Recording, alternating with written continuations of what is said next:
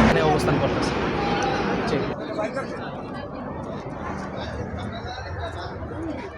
আপনাদের এই গাড়ি উঠতে যদি আপনারা যান তাহলে আসসালামু আলাইকুম, আমি এটিএসআই বিলাল হোসেন।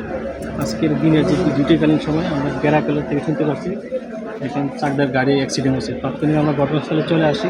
ঘটনাস্থলে বিসর্জনতাকে ডিউটি করে দিয়ে আমরা পূর্বে আসার আগেই মানুষ যার যার মতো বাড়ি হাসপাতালে গেছে, কেউ উপজেলা স্বাস্থ্য কমপ্লেক্সে গেছে, কেউ ফরিদপুর সদর হাসপাতালে গেছে।